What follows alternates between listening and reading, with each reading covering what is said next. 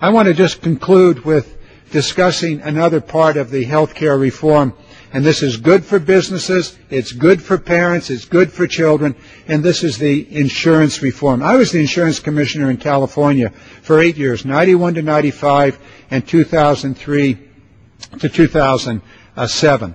And during my tenure, I know the terrible things that the insurance companies were doing to their customers. First of all, a person would buy an health insurance policy, they'd pay into it year after year after year, then they would get sick. Probably a significant issue. Maybe they'd get diabetes or cancer, some other, maybe a heart illness, and it'd get expensive, and the insurance companies would go back. They would actually pay a bonus to their people to review those claims, go back to the original application that may have been made years before, and find an error. Perhaps it was something as simple as having acne when they were teenagers, or an asthma attack at the age of 3. They would then use that to cancel the policy, leaving the person high and dry, in deep financial trouble. The health care reform law signed by the President yesterday says no more rescissions. Those days are over. The health insurance industry in this year will be prohibited from rescinding policies and dumping people after they become sick.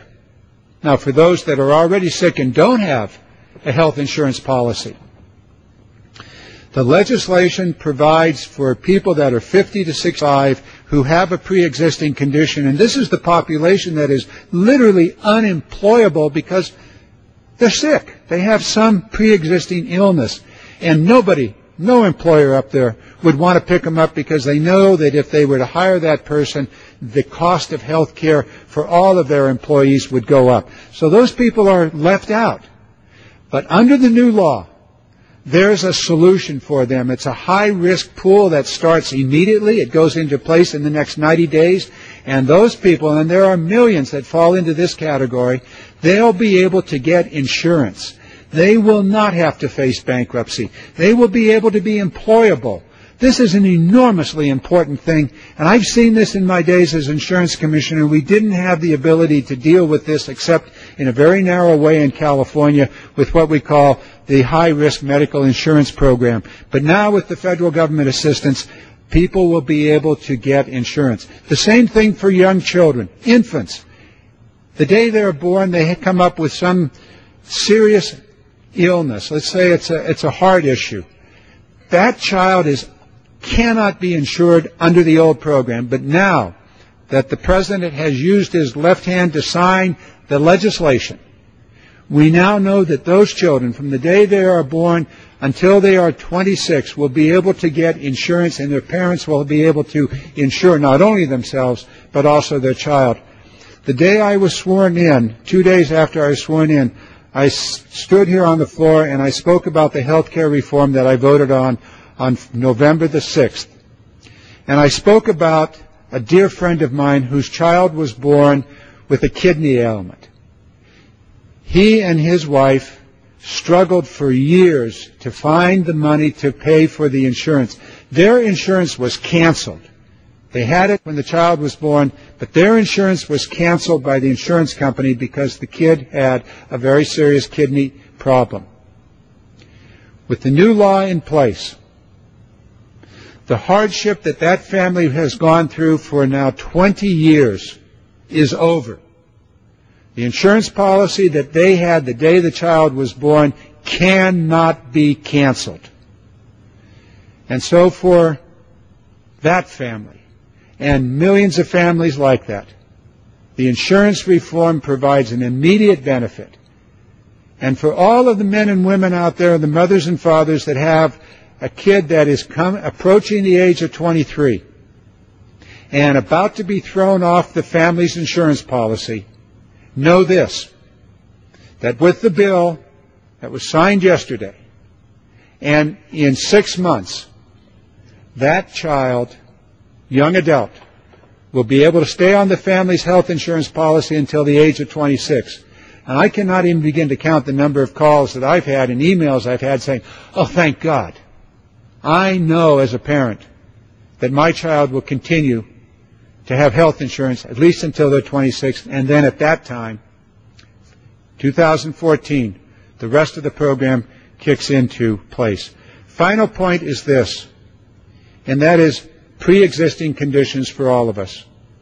At the end of this year, those pre-existing conditions will no longer be the case. Final point, and then I'm going to close long before my hour is over, and my final point is this. This legislation is fully paid for. Part of the money to pay for this is an obscene bonus that the insurance companies were granted 6 years ago. And that is known as the Medicare Advantage bonus. The average cost of providing Medicare insurance was calculated, and the insurance companies were given a 15% bonus to do what they should have been able to do without any additional money. We're going to end that bonus. We're going to take that money and plow it back in to the Medicare program.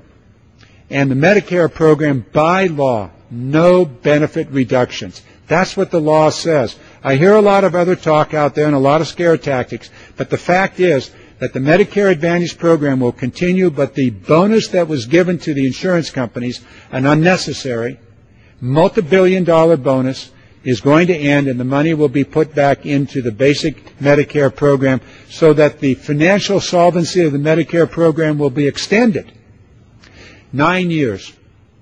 That's important to everybody that is approaching Medicare and is in Medicare today. So people are going to continue to want to live to get into Medicare. That's what's out ahead for the Medicare recipients, and I talked about the wellness program earlier. Final point is this. On the financial side of the health care reform, the deficit of the United States government in the years 2010 to 2020 will be reduced by $132 billion. That's in the first year. So that is a reduction in the national deficit. It comes about by reducing the amount of money that will have to be spent by the government on health care as a result of all of these reforms that are in the bill, some of which I've talked about tonight. In the next 10 years, 2020 until 2030, the deficit will be reduced by $1.3 trillion, an enormous amount of money. So whatever discussion you've heard out there in public and all of the mischaracterizations of this bill that have been going on for months, and indeed almost a year now, the facts are the deficit will be reduced, the program is fully funded, and it provides very, very necessary benefits immediately to small businesses with the tax credit to help pay for their insurance, for individuals ending the insurance discrimination, and for seniors, a major new effort to keep you healthy so that you can enjoy life more, and the cost of the Medicare programs will be reduced. With that, Mr. Speaker, I yield back and thank people for the opportunity to explain a very, very important part of the new America that we will have in the years ahead.